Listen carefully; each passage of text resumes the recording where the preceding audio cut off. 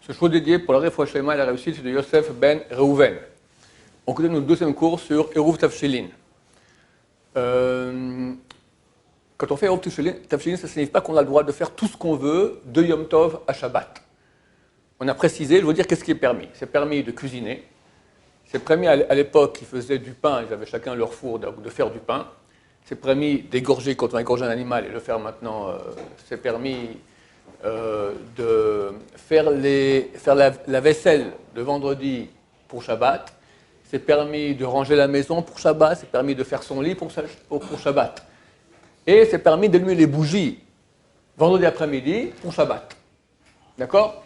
C'est à peu près ça. Sans ça, alors sans qu'on a fait le Eruv Tafshilin, c'est un problème. Toutes ces choses-là, normalement, on n'a pas le droit de les faire. On verra qu'est-ce qu'on fait si quelqu'un il a oublié de faire Eruv Tafshilin, quelles sont les solutions. Quand on va cuisiner depuis Yom Tov, vendredi, pour Shabbat, on fera le Eruv avec bracha. Si on ne va pas cuisiner, aujourd'hui, dans la majorité des familles, on ne cuisine plus. On ne voit plus des gens maintenant qui vont ou égorger un animal vendredi, ou commencer à faire du pain, ou même cuisiner un plat, commencer à cuisiner un plat pour Shabbat. Ce qu'ils font, ils ont tout préparé déjà le jeudi. On parle maintenant, je parle que jeudi, c'est un jour de Chol, d'accord? Le premier jour de Yom Tov, il est le vendredi. Et vendredi, souvent, ils vont mettre ça sur la plata ou comme ça. Si c'est que ça, donc ils ne vont pas cuisiner, ils vont juste réchauffer. La seule chose pour laquelle ils ont besoin du Eruv Tafshilin, c'est allumer les bougies. Dans ce cas-là, on fait un Eruv Tafshilin, mais sans bracha. Sans bracha, parce qu'on ne va pas vraiment faire des melachot, à part allumer. Mais pour allumer les bougies, il n'y a pas d'obligation de faire le Eruv. C'est une marloquette, c'est une discussion si on va faire le Eruv Tafshilin ou pas. Vu qu'il y a une discussion, donc on le fait, mais sans la bracha. Donc, comment est-ce qu'on fait le Eruv Tafshilin? Normalement, on prend deux plats. On prend du pain pour pouvoir cuire du pain et on prend un plat cuisiné pour pouvoir cuisiner.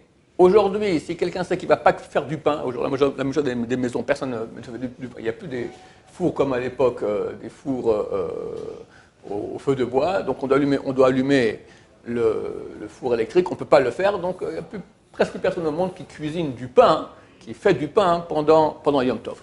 Néanmoins, la coutume est de prendre et du pain et un plat cuisiné. Si quelqu'un aujourd'hui, il sait qu'il ne va pas faire de pain, n'a pris qu'un plat cuisiné, c'est valable. C'est valable, parce que l'essentiel, c'est ce qu'il va faire. Donc un plat cuisiné. Mais si possible, c'est bien et du pain et un plat cuisiné. On prend du pain kabetza, c'est au moins 54 millilitres.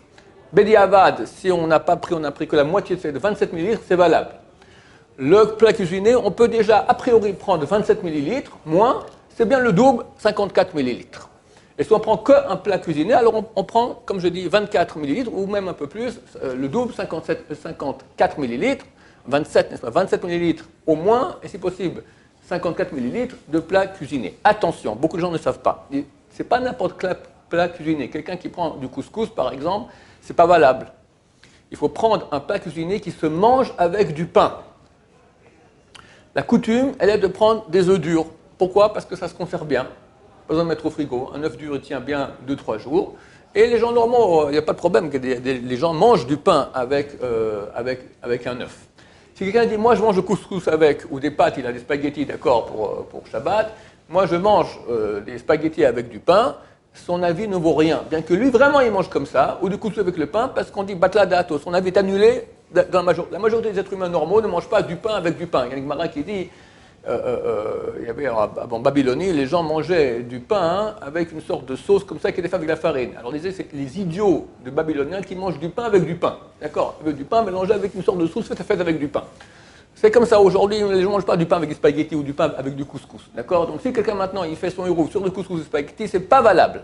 Il faut que ce soit un plat cuisiné qu'on mange avec du pain. Conseillé avec les œufs durs, c'est comme ça qu'est la coutume.